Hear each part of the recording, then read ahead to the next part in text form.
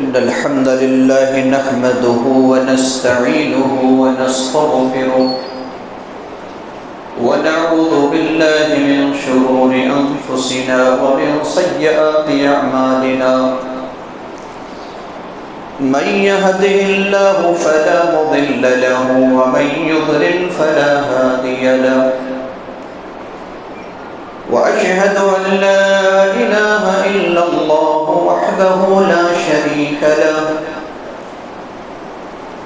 وأشهد أن محمدا عبده ورسوله يا أيها الذين آمنوا اتقوا الله حق تقاته ولا تموتن إلا وأنتم مسلمون يا أيها الناس اتقوا ربكم الذي خلقكم من نفس واحدة وخلق منها زوجها وبث منهما رجالا كثيرا ونساء واتقوا الله الذي تساءلون به والأرحام إن الله كان عليكم رقيبا يا أيها الذين آمنوا اتقوا الله وقولوا قولا سديدا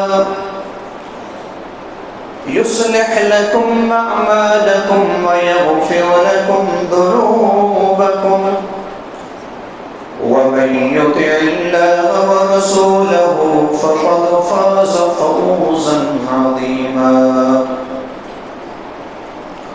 أما بعد فإن خير الحديث كتاب الله وخير الهدي هدي محمد صلى الله عليه وسلم وشر الأمور محدثاتها وكل محدثة بدعة وكل بدعة ضلالة وكل ضلالة في النار أعوذ بالله من الشيطان الرجيم بسم الله الرحمن الرحيم إن إبراهيم كان أمة قانتا لله حنيفا ولم يك من المشركين شاكرا لأنعمه اجتباه وهداه إلى صراط مستقيم وآتيناه في الدنيا حسنة وإنه في الآخرة لمن الصالحين ثم أوحينا إليك أن اتبع ملة إبراهيم حنيفا وما كان من المشركين رب اشرح لي صدري ويسر لي أمري واحلل عقدة من لساني يفقهوا قولي اللهم رب زدني علما معزز حاضرین جمعہ، بزرگوں، عزیز ساتھیوں، پیارے بچوں، پردہ نشین خواتین اسلام، ماں و بہنوں، سیرت خلیل اللہ کا حقیقی پیغام انشاءاللہ اس مناسبت سے آج کے جمعہ خطبہ میں چند باتیں آپ کے سامنے رکھی جائیں گی۔ اس عنوان کا مطلب یہ ہے کہ خلیل اللہ یعنی ابراہیم علیہ السلام کی سیرت سے ہمیں کیا پیغام مل رہا ہے۔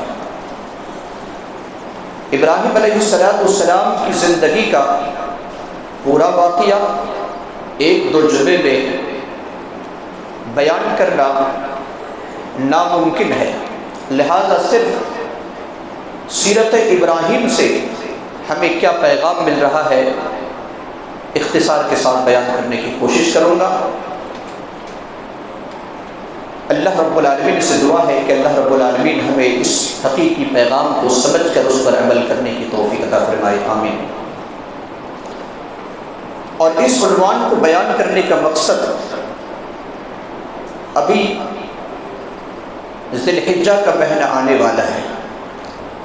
آج ذی القعدہ کی 24 تاریخ ہے، 5-6 دن کے بعد یہ مہینہ ختم ہوگا اور ذی الحجہ کا مہینہ آنے والا ہے، اور پوری دنیا سے مسلمانوں کی ایک کثیر تعداد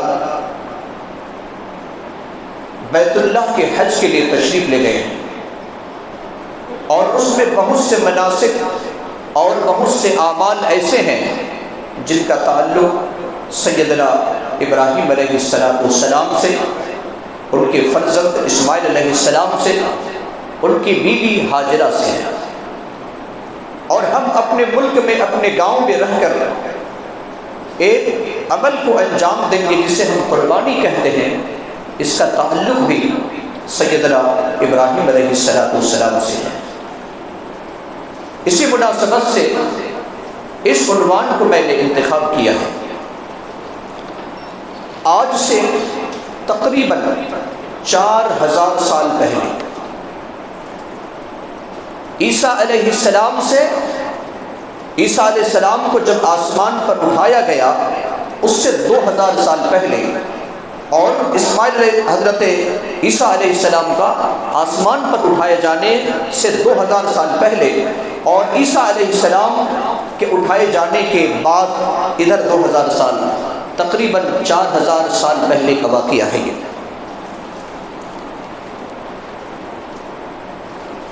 یہ واقعہ ایک سمندر ہے جسے ہم فرات کے نام سے جانتے ہیں، فرات، اور اس فرات کے کنارے ایک شہر جو بابل کا نام سے مشہور ہے، اور ابھی ہم اسے عراق بھی کہہ سکتے ہیں۔ اس علاقے میں اللہ تبارک و تعالیٰ نے سیدنا خلیل اللہ ابراہیم علیہ السلام کو پیدا فرمایا۔ گویا کہ آج سے 4000 سال پرانا یہ واقعہ ہے، اور اللہ تبارک و تعالیٰ نے عراق کی سرزمین پر سیدنا خلیل اللہ ابراہیم علیہ السلام کو اللہ رب العالمین نے پیدا فرمایا۔ اور یہ جو واقعہ میں آپ کے سامنے حقیقی پیغام جو بتانا چاہتا ہوں، قرآن مقدس میں کل 114 صورتیں ہیں، ان میں سے 25 صورتوں میں ابراہیم علیہ السلام کا واقعہ ہے، اور پورے قرآن مقدس میں 69 مرتبہ 69 مرتبہ ابراہیم علیہ السلام کا نام آیا ہے، اور ان کا پورا واقعہ قرآن مقدس کی تقریباً 233 آیتوں میں ذکر کیا گیا ہے۔ 25 صورتوں میں کم سے کم 69 مرتبہ اور 233 آیتوں میں پورا واقعہ کو بیان کیا گیا ہے۔ ابراہیم علیہ السلام جس وقت پیدا ہوئے، جس علاقے میں، وہاں کی جو حکومت تھی نمرود کی حکومت تھی، اور نمرود کا تسلط تھا۔ اللہ تبارک و تعالیٰ نے ابراہیم علیہ السلام کو کئی لقب سے نوازا۔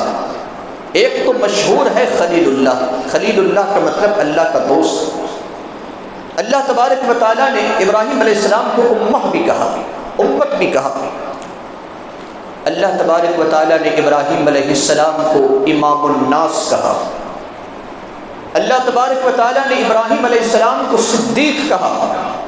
اللہ تبارک و تعالیٰ نے ابراہیم علیہ السلام کو مسلم اور حنیف کہا، اور اس طرح کے کئی لقب سے اللہ تبارک و تعالیٰ نے ملقب کیا ہے۔ اس کا جو حقیقی پیغام ہے سیدنا خلیل اللہ ابراہیم علیہ السلام کا، وہ ہے آزمائش بھری زندگی، آزمائش بھری زندگی کا پیغام ہے۔ جب ہم سورۃ الملک پڑھتے ہیں تو ہماری زندگی کا ایک مقصد اللہ تبارک و تعالیٰ بتاتا ہے۔ سورہ ملک آیت نمبر 2 میں اللہ رب العالمین نے فرمایا الذی خلق الموت والحیاة لیبلوکم ایکم احسن عملا۔ اللہ وہ ہے جس نے موت اور حیات کو پیدا کیا تاکہ تمہیں آزمائے کہ تم میں سے نیک عمل کرنے والا کون ہے۔ تو ہماری زندگی کا ایک مقصد کیا ہے؟ امتحان ہے، آزمائش ہے۔ جب ہم سورۃ البقرہ پڑھتے ہیں اور سورۃ البقرہ کی آیت نمبر 124 سیدنا خلیل اللہ کے بارے میں بھی اللہ رب العالمین کی بات کہی۔ اللہ رب العالمین نے کیا فرمایا؟ وَإِذِ ابْتَلَىٰ إِبْرَاهِيمَ رَبُّهُ بِكَلِمَاتٍ فَأَتَمَّهُنَّ قَالَ إِنِّي جَاعِلُكَ لِلنَّاسِ إِمَامًا قَالَ وَمِن ذُرِّيَّتِي قَالَ لَا يَنَالُ عَهْدِ الظَّالِمِينَ۔ اور یاد کرو اس وقت کو جب ابراہیم علیہ السلام کو اس کے پروردگار نے چند باتوں سے آزمایا اور وہ آزمائش میں کامیاب ہو گئے، فَأَتَمَّهُنَّ، ان امتحانات میں کامیاب ہو گئے، تو اللہ تبارک و تعالیٰ نے کہا انی جاعلک للناس اماما، اے ابراہیم میرے خلیل، میں تجھے ایک عظیم ترین عہدہ سے نواز رہا ہوں، اور وہ ہے امام الناس کا عہدہ، وہ ہے رہبری کا عہدہ، وہ ہے پیشوا کا عہدہ، وہ ہے لیڈری کا عہدہ، میں تجھے ایک عظیم عہدے پر فائز کر رہا ہوں۔ اللہ رب العالمین نے جیسے ہی کہا امتحان میں کامیاب ہو گئے، اور جیسے ہی امام الناس بنایا فوراً ابراہیم علیہ السلام نے ایک سوال کیا، کہا قال ومن ذریتی، کہا میری ذریت کا کیا ہوگا، میری نسل کا کیا ہوگا، میری اولاد کا کیا ہوگا۔ اللہ تبارک و تعالیٰ نے کہا لا ینال عہد الظالمین، ظالم لوگ اس عہد کو نہیں پا سکتا، میرے اس وعدے کو جو ظالم ہوگا وہ کبھی حاصل نہیں کر سکتا۔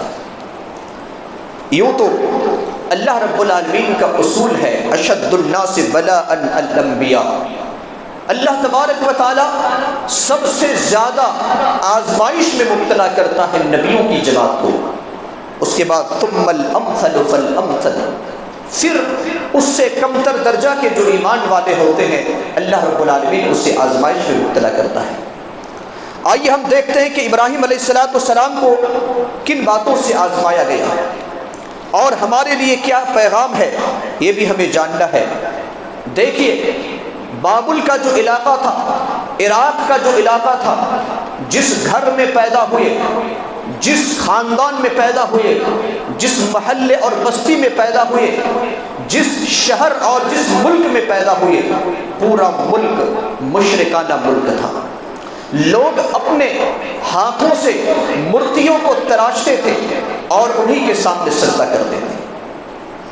اللہ تبارک و تعالیٰ نے ایسے گھر میں سیدنا خلیل اللہ ابراہیم علیہ السلام کو پیدا فرمایا۔ ابراہیم علیہ السلام ہوش سنبھالتے ہیں اور سنبھالنے کے بعد دیکھتے ہیں کہ اپنے ہاتھوں سے بنائی ہوئی مورتیوں کے سامنے اپنی ضرورت کو پیش کرتے ہیں، یہ بے وقوفی کی بات ہے۔ اللہ تبارک و تعالیٰ نے ابراہیم علیہ السلام کو منصب نبوت سے نوازا۔ ابراہیم علیہ السلام نے کہا، جس کا ذکر اللہ تبارک و تعالیٰ نے سورۃ الانبیاء آیت نمبر 52، 53 اور 54 میں کیا ہے۔ اللہ رب العالمین کا ذکر جو حضرت ابراہیم علیہ السلام نے کیا، اذ قال لأبيه وقومه ما هذه التماثيل التي أنتم لها عاكفون۔ ابراہیم علیہ السلام نے اپنے باپ، بتایا جاتا ہے قرآن کے اندر اس کے باپ کا نام آزر ہے، مورخین نے کچھ اور بھی نام لکھا، اپنے باپ سے اور اپنی قوم سے کہا کہ یہ مورتیاں کیا ہے جس کے سامنے تم بیٹھے ہو، جس کے سامنے تم اپنی ضرورت کو پیش کرتے ہو، اپنے ہاتھوں سے تراشے خراشے ہوئے مورتیوں کو اپنی ضرورت کو پوری کرنے والا سمجھتے ہو، یہ کیا ہے؟ ابراہیم علیہ السلام نے جب سوال کیا اپنے باپ سے، اپنی قوم سے، تو لوگوں نے کیا جواب دیا؟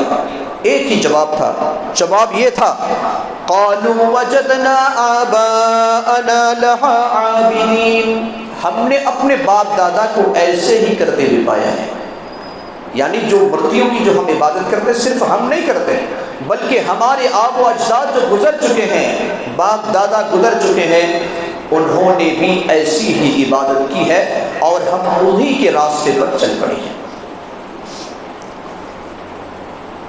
یہاں تک کہ ابراہیم علیہ السلام بار بار سمجھا رہے ہیں، کیونکہ معلوم ہے نبوت سے نوازا گیا ہے، شرک کی حالت میں موت ہمیشہ ہمیشہ کے لیے جہنم کا ٹھکانہ بنانا ہے.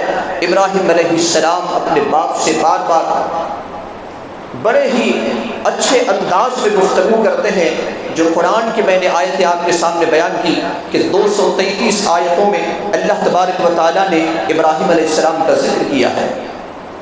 جب ابراہیم علیہ السلام سمجھاتے ہیں، ان کے باپ کی طرف سے کیا جواب آتا ہے؟ سورہ مریم آیت نمبر 46 اور 47 میں اللہ رب العالمین نے ذکر کیا، دھمکی دیتا ہے.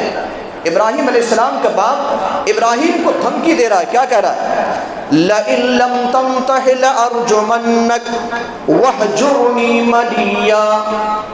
اے میرے ابراہیم، تو جس چیز کی طرف مجھے دعوت دے رہا ہے، اگر تو باز نہیں آیا، اگر اس کام سے نہیں رکا، لَأَرْجُمَنَّكَ، تجھے پتھر مار مار کر ختم کر دوں گا.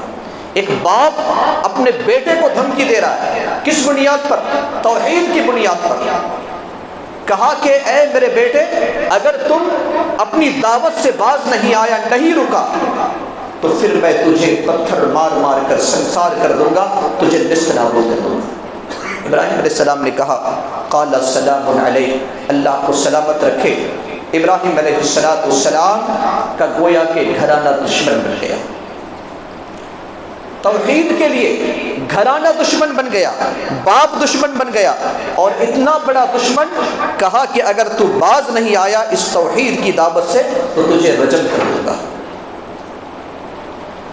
اور جب قوم کے سامنے مختلف دلیلیں پیش کی، ابراہیم علیہ السلام نے جب وقت کے بادشاہ نے کہا کہ میں بھی تو رب ہوں اور میں سب کچھ کر سکتا ہوں، ابراہیم علیہ السلام نے کئی دلیلیں پیش کی، اور جب ان کی طرف سے کوئی جواب نہیں آیا، دلائل میں جب مجبور ہو گئے، وقت کا بادشاہ، قوم، سب کے سب مجبور ہو گئے ابراہیم علیہ السلام کی دلیل کے سامنے، تو انہوں نے بھی دھمکی دی. کیا کہا؟ اللہ تبارک و تعالیٰ نے سورۃ الانبیاء آیت نمبر 68 اور 69 کے اندر اس کا ذکر کیا ہے. قالوا حرقوه وانصروا آلهتكم إن كنتم فاعلين. اے لوگوں، ابراہیم علیہ السلام کو جلا کر راکھ کر دو اور اپنے معبودوں کی مدد کرو اگر تم کچھ کرنے ہی والے ہو. اتنی بڑی دھمکی، باپ نے بھی مارنے کی دھمکی دی. قوم کے لوگوں نے کیا کہا کہ اسے آگ میں جلا کر راکھ کر دو. اور صرف راکھ کرو یہ ایک دھمکی نہیں تھی، بلکہ انہوں نے باقاعدہ آگ جلائی اور پھر ابراہیم علیہ السلام کو اس آگ میں پھینکا بھی گیا. اللہ تبارک و تعالیٰ نے آسمان سے آواز لگائی اور کہا قُلْنَا يَا نَارُ كُونِي بَرْدًا وَسَلَامًا عَلَىٰ إِبْرَاهِيمَ. ہم نے کہا اے آگ تو ٹھنڈی ہو جا اور سلامتی والی بن جا ابراہیم علیہ السلام. آگ ٹھنڈی ہو گئی، سلامتی والی بن گئی. اللہ رب العالمین نے ابراہیم علیہ السلام کو بچا لیا. قوم نے مارنے کی پوری تیاری کر لی، بلکہ ان کے ذہن و دماغ کے متعلق تو ہم یہ کہہ سکتے ہیں کہ انہوں نے تصور کر لیا جب آگ میں پھینکا تو آج ابراہیم علیہ السلام کا کام تمام ہی ہو چکا ہے. اسی لیے کسی شاعر نے کہا آج بھی ہو جو براہیم سے ایما پیدا، آج بھی ہو جو براہیم سے ایما پیدا، آگ کر سکتی ہے انداز گلستہ پیدا. ابراہیم علیہ السلام کو اللہ نے بچایا. ظالم بادشاہ کے سامنے اس کا مقابلہ ہوتا ہے، اور مقابلہ اس طریقے سے کہ جن کے ساتھ ابراہیم علیہ السلام کی شادی ہوئی تھی ان کا نام سارہ اور نہایت خوبصورت اور حسین تھی، اور وقت کے بادشاہ جو تھا ان کو معلوم ہوا کہ اس کی بیوی بڑی حسین ہے، لہذا انہوں نے اسے حاصل کرنا چاہا. لیکن اللہ تبارک و تعالیٰ نے ان کے ہاتھ سے بچایا۔ اس کا ذکر اللہ کے رسول صلی اللہ علیہ وسلم نے صحیح بخاری کے اندر کی ہے، حدیث نمبر 3358 میں، اور اس میں یہ بتایا گیا کہ ابراہیم علیہ السلام نے اپنی زندگی میں مصلحتاً 3 جگہوں پر جو جھوٹ باتیں کہی تھیں، ان میں سے ایک جگہ یہ بادشاہی وقت کے سامنے بھی کہ وہ میری بیوی نہیں بلکہ میری بہن ہے۔ بہرحال ایک آزمائش، 3 آزمائش۔ پہلی آزمائش تو گھر کو چھوڑنا پڑا، دوسری آزمائش تھی قوم کے لوگوں کے سامنے آگ میں کودنا پڑا، تیسری آزمائش بیوی کو بادشاہ کے حوالے کرنا، اور چوتھی آزمائش اب وہاں سے حضرت ابراہیم علیہ السلام ہجرت کرتے ہیں، عراق سے ہجرت کر کے کہاں جا رہے ہیں؟ مصر کی طرف جا رہے ہیں، اور اللہ تبارک و تعالیٰ نے اولاد سے محروم رکھا ہے۔ تقریباً 80 سال کی عمر ہو گئی، شادی ہو کر کافی دن گزر گئے، خلیل ہیں، اللہ کے خاص دوست ہیں، اولاد سے محروم ہیں، لیکن کبھی مایوس نہیں ہوئی۔ اللہ تبارک و تعالیٰ سے بار بار اپنے ہاتھ کو پھیلائے، رب حب لی من الصالحین، پروردگارا مجھے نیک اور صالح اولاد عطا فرما۔ ابراہیم علیہ السلام دعا کر رہے ہیں، اللہ تبارک و تعالیٰ نے آواز کو سنی۔ سورہ صافات پڑھیے، سورہ صافات کی آیت نمبر 100 اور اس سے آگے پڑھیے۔ اللہ رب العالمین نے کہا فبشرناہ بغلام حلیم، ہم نے اسے بردبار اور ہوشیار لڑکے کی بشارت اور خوشخبری سنائی جن کا نام اسماعیل علیہ السلام۔ تو گویا کہ اولاد سے محروم رکھ کر اللہ تبارک و تعالیٰ نے آزمایا، اور پھر جب اللہ نے اولاد سے نوازا، اب اللہ رب العالمین کا حکم ہے کہ اب اپنے لخت جگر اسماعیل اور ہاجرہ کو یہاں سے لے کر کے یہاں مصر پر مت رکھو، بلکہ اسے میری سرزمین جو میرا بیت اللہ ہے، میرا گھر ہے، اس جگہ پر چھوڑ کر کے آؤ۔ یہ کوئی معمولی آزمائش نہیں تھی، ایسا علاقہ جہاں پر کوئی پانی اور کھانے کا انتظام نہیں، جہاں پر کہیں لوگوں کا نام و نشان تک نہیں، اللہ رب العالمین نے کہا کہ ایسی جگہ پر تم چھوڑ کر کے آؤ۔ سیدہ ہاجرہ کو لے کر، اسماعیل علیہ السلام کو گود میں لے کر ابراہیم علیہ السلام جاتے ہیں۔ کہاں؟ مکہ جاتے ہیں، اور مکہ میں جس جگہ پر ابھی آب زمزم کا کنواں ہے، اس کنویں کے پاس چھوڑتے ہیں اور وہاں سے واپس آتے ہیں۔ پیچھے سے ہاجرہ جاتی ہے اور کہتی ہے میرے سرتاج آپ ہمیں ایسی زمین پر چھوڑ کر کہاں جا رہے ہیں جہاں آدمی کا نام و نشان نہیں، یہاں کھانے پینے کا کوئی انتظام نہیں، کھجور ایک تھیلے میں اور ایک برتن میں تھوڑا سا پانی، یہی تو سفر میں تھا اور کچھ بھی نہیں تھا۔ بار بار سوال کرتی ہیں۔ ابراہیم علیہ السلام آگے جاتے ہیں، پیچھے سے ہاجرہ جاتی ہے، سوال کرتی ہے۔ اسماعیل اسی مقام پر ایک درخت کے نیچے اسے سلا دیا گیا ہے۔ ابھی کچھ دیر جانے کے بعد ہاجرہ کہتی ہے کیا یہ اللہ نے آپ کو حکم دیا ہے؟ کیا یہ اللہ کا حکم ہے کہ آپ سنسان وادی میں ہمیں چھوڑ کر چلے جائیں؟ ابراہیم علیہ السلام نے کہا ہاں یہ اللہ کا حکم ہے۔ ایمان والی خاتون تھی، فوراً کہتی اپنی زبان سے اگر یہ اللہ کا حکم ہے تو اللہ پر ہمیں توکل ہے، اللہ پر ہمیں بھروسہ ہے، اللہ تبارک و تعالی ہمیں یوں ہی ضائع اور برباد نہیں کرے گا۔ وہاں سے واپس آ جاتی ہے۔ ابراہیم علیہ السلام ایک پہاڑ کے پیچھے جا کر جہاں سے وہ نظر نہیں آتے کعبے کی طرف رخ کرتے ہیں اور کعبے کی طرف رخ کر کے دعا کرتے ہیں۔ دعا کے کلمات اللہ تبارک و تعالیٰ نے سورہ ابراہیم کی آیت نمبر 37 میں نقل کیا۔ اللہ رب العالمین سے دعا کیا کرتے ہیں؟ ربنا انی اسکنت من ذریتی بواد غیر ذی زرع عند بیتک المحرم ربنا لیقیموا الصلاة فاجعل افئدة من الناس تهوی الیہم وارزقهم من الثمرات لعلهم يشكرون۔ اس کو ہم اردو کے قالب میں ڈھال نہیں سکتے کہ کس انداز میں ابراہیم علیہ السلام نے کس تاثیر سے دعا کی ہوگی. اپنی اولاد کو چھوڑنا، اپنی بیوی کو، معصوم بچے کو چھوڑنا کوئی معمولی بات نہیں ہوتا. آپ کبھی دوسرے ملک جاتے ہیں، دوسرے گاؤں کو جاتے ہیں اپنی اولاد کو چھوڑ کر کے، آپ کے دل میں کیا گزر رہا ہوگا. آپ کے پاس سب کچھ موجود ہے، گھر بھی موجود ہے، کھانے کا انتظام بھی موجود ہے، گاؤں کا پورا گاؤں اور رشتہ دار موجود ہے. ابراہیم علیہ السلام چھوڑ کر آتے ہیں، نہ گھر ہے، نہ گاؤں ہے، نہ کوئی رشتہ دار ہے، نہ پینے کا کوئی پانی ہے، نہ کھانے کا سامان ہے، کچھ بھی نہیں ہے. اگر ہے تو اللہ رب العالمین کا توکل ہے. ربنا انی اسکنت من ذریتی بواد غیر ذی زرع، اے پروردگار عالم، میں نے اپنی ذریت کو، اپنی بیوی اور اپنے لخت جگر کو ایسی جگہ پر چھوڑ کر کے جا رہا ہوں جہاں پر کوئی کھیتی باڑی نہیں ہے، جہاں پر کوئی پانی کا انتظام نہیں، کھانے کا انتظام نہیں، لیکن عند بیتک المحرم، اے اللہ تیرے پاک گھر کے نزدیک وہ جگہ ہے. پھر وہ دعا کرتے ہیں کہ میں چھوڑ کر کیوں جا رہا ہوں. ربنا لیقیموا الصلاۃ، اے پروردگار تاکہ یہ لوگ نماز قائم کریں.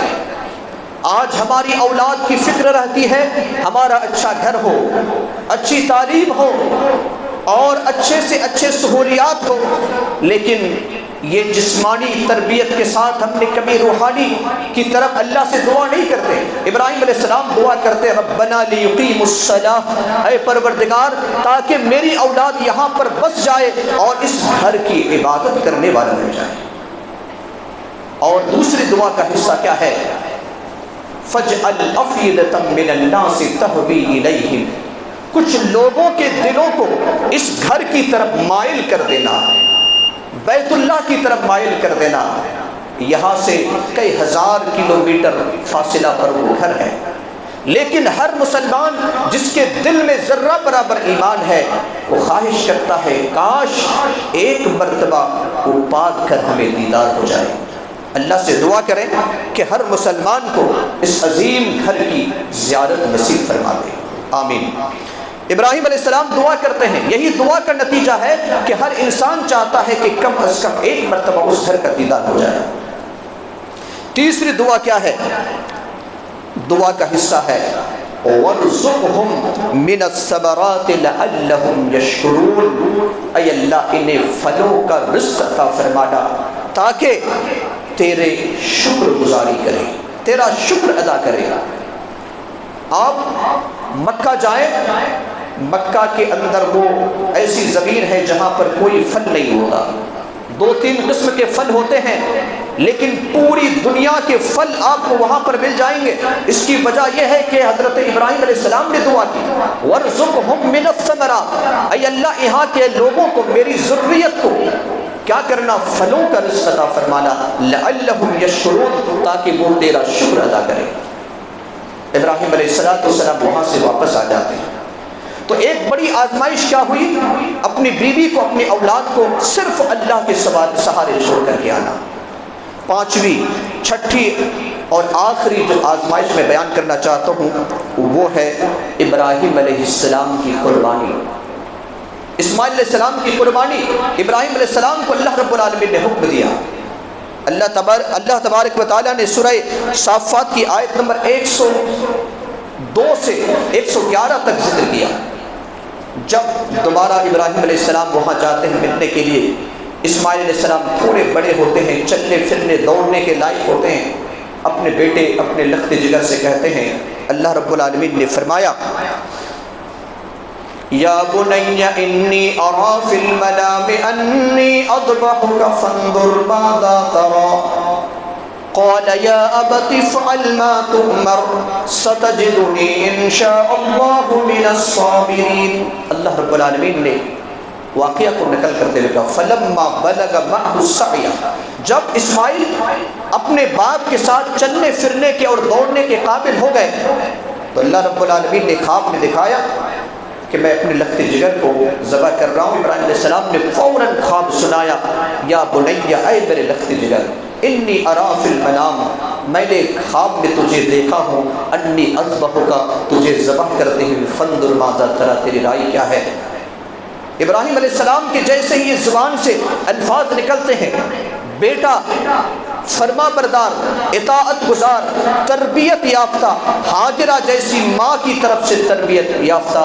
قال یا ابت افعل ما تؤمر، اے میرے ابو جان آپ کو اللہ نے جو حکم دیا ہے آپ کر گزریے۔ ستجدنی ان شاء اللہ من الصابرین، اگر اللہ نے چاہا تو آپ مجھے صبر کرنے والوں میں سے پائیں۔ کتنی بڑی آزمائش! ابراہیم علیہ السلام پچھاڑتے ہیں اپنے لخت جگر کو خود اپنے ہاتھ سے ذبح کرنے کے لیے۔ اللہ تبارک و تعالیٰ اس کے بدلے میں ایک فدیہ عطا کرتا ہے اور اسماعیل علیہ السلام کی قربانی نہیں ہوتی ہے۔ کہنے کا مطلب یہ ہے کہ ابراہیم علیہ السلام کی زندگی پوری آزمائش بھری زندگی ہے۔ پیدا ہوتے ہیں، اپنے گھر کو چھوڑنا پڑتا ہے توحید کے لیے، اپنے ملک کو چھوڑنا پڑتا ہے توحید کے لیے، اپنے رب کی رضا کے لیے، آگ میں کودنا پڑتا ہے رب کی رضا کے لیے۔ ابراہیم علیہ السلام کو اولاد سے محروم ہے، لیکن اللہ پر کوئی شکوہ نہیں، کوئی گلہ نہیں، اور نہ ہی کسی شرک کے وہ دروازے کھٹکھٹاتے ہیں۔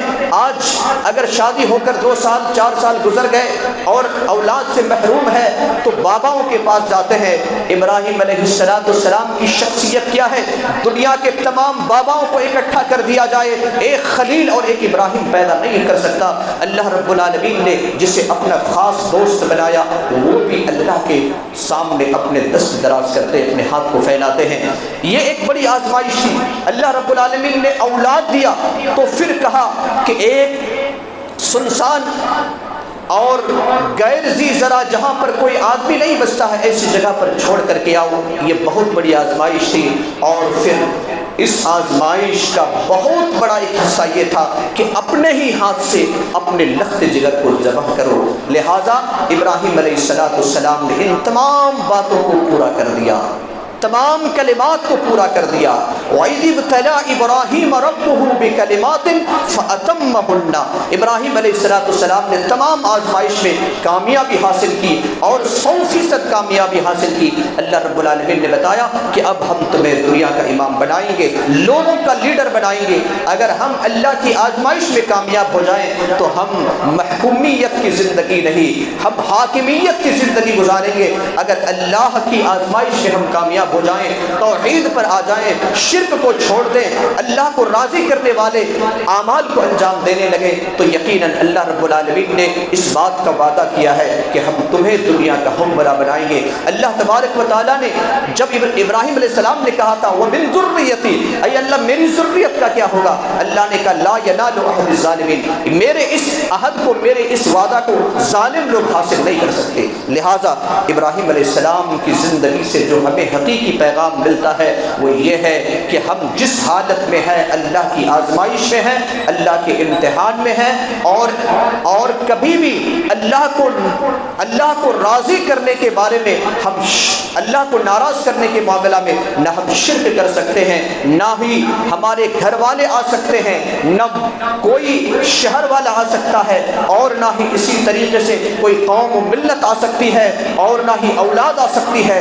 بلکہ ایک ہی ہماری زندگی کا مقصد ہے، اور وہ یہ ہے جو ہم کہتے ہیں قل ان صلاتی ونسکی ومحیای ومماتی للہ رب العالمین، میری نماز، میری قربانی، میری زندگی اور میری موت سب اس اللہ کے لیے ہے جو سارے جہان کا رب ہے۔ اللہ تبارک و تعالیٰ سے دعا ہے کہ اللہ تبارک و تعالیٰ ہم تمام لوگوں کو ہر قسم کی آزمائش اور امتحان میں کامیابی عطا فرمائے۔ الہ العالمین ہم میں سے جو بیمار ہے اے اللہ تو نے شفا کاملہ اور صحت عاجلہ نصیب عطا فرما، جو جس پریشان حال میں مبتلا ہے اے اللہ ان کی پریشانی کو دور فرما دے، ہمارے گناہوں کی مغفرت فرما، ہمارے حسنات کو قبول فرما لے۔ اے اللہ ہمارے مرحومین اور مرحومات کی قبر کو نور سے منور فرما دے، انہیں جنت الفردوس میں اعلیٰ مقام نصیب عطا فرما۔ الہ العالمین جب تک زندہ رکھ ایمان اور اسلام کی حالت میں، جب اپنے پاس بلا ایمان اور اسلام کی حالت میں۔ آمین۔ بارک اللہ لنا ولکم فی القرآن العظیم ونفعنا وإیاکم بالآیات والذکر الحکیم۔